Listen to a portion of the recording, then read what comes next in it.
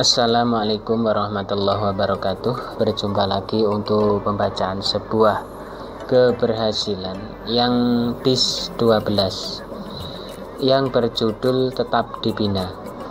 Kalau sudah nonton dalam kerja, janganlah bosan. Tetaplah istiqomah. Profesi itu memang melihat dulu bidangnya apa. Jika salah satu sudah merasa cocok dan cukup menghasilkan, maka lanjutkan. Bila Anda dalam detik ini di bidang perikanan, maka kolam-kolam Anda mau dikasih ikan apa itu ditentukan mulai hari ini. Dan bahan pakannya harus tersedia terlebih dahulu, sobat. Dan di saat ini sedang menekuni dunia perdagangan, maka kalkulasi tiap hari, bulan dan tahunnya. Dan kalau Anda bekerja PNS, maka waktumu pada jadwal harus patuh.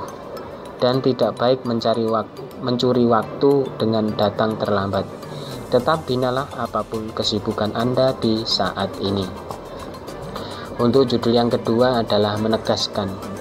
Memarahi dengan menegaskan itu berbeda. Karena arahnya kalau menegaskan itu ada masukan dan juga memberitahu yang mana salahnya. Dan harus dipatuhi peraturan mainnya. Yang dimaksud di sini segi kerjanya.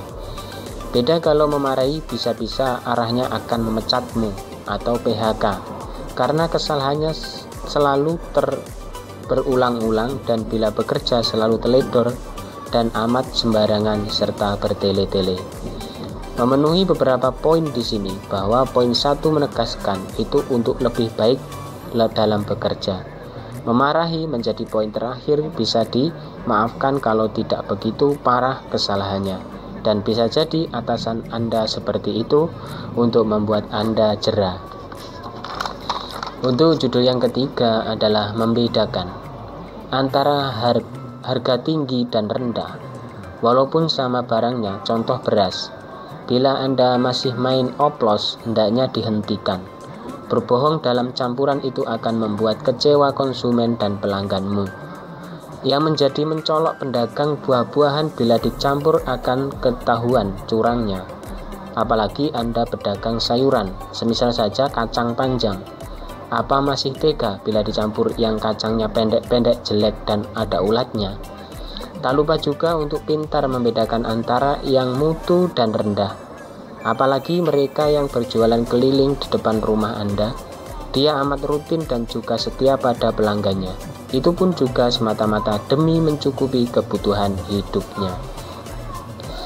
Untuk judul yang keempat adalah hasil standar. Bila mana hasilmu standar, maka lebih tingkatkan lagi. Dan yang paling penting, usaha terus saja.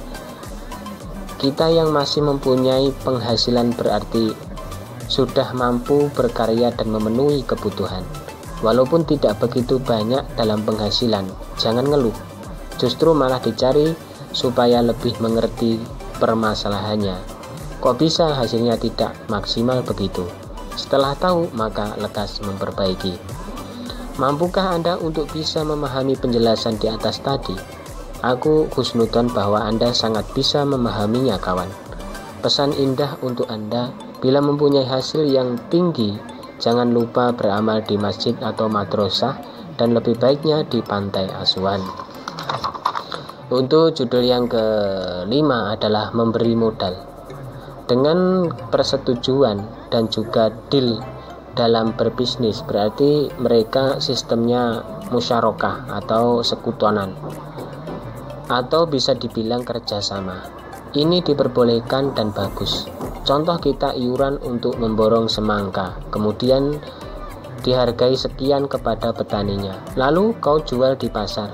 Alasan petani tidak langsung menjualnya sendiri, biasanya tidak ada kendaraan. Bila panen banyak, perlu banget semisal tronton atau truk untuk mengangkut semangka itu tadi. Sejauh ini, apa yang pernah Anda borong dan memasarkan?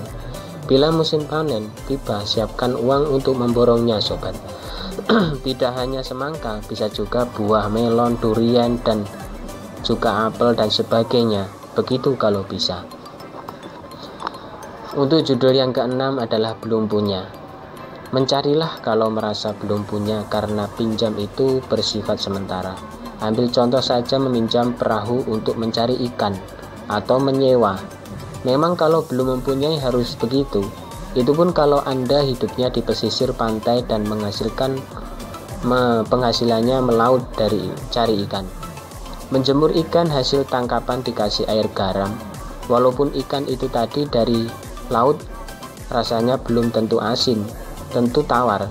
Agar menjadi awet biasanya dikasih es di tempat tertentu. Kalau itu mendapat ikan yang harga jualnya cukup tinggi. Para nelayan sudah memahami semua jenis-jenis ikan. Hasil tangkapannya entah hasil dari menjaring ataupun memancing. Untuk judul yang terakhir atau ketujuh adalah membuat kue.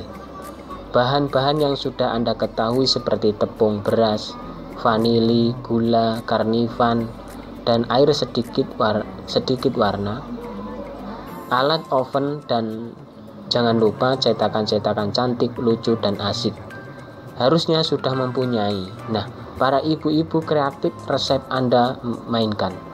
Dengan lihai mengaduk-ngaduk dalam prosesnya, dengan kostum khusus dipakainya, semangat dan telaten dalam pengolahannya. Ini menjadi contoh untuk para ibu-ibu di rumah. Tentang detailnya bisa dibuka di web atau YouTube, banyak disediakan video-videonya. Membuat kue atau jajanan lain itu tidak jauh dari cari penghasilan. Kalau pembuatnya banyak, apalagi pesanan, manakah mungkin semangat tanpa penghasilan? Mungkin itu saja yang dapat saya sampaikan. Kurang dan lebihnya mohon maaf yang sebesar-besarnya.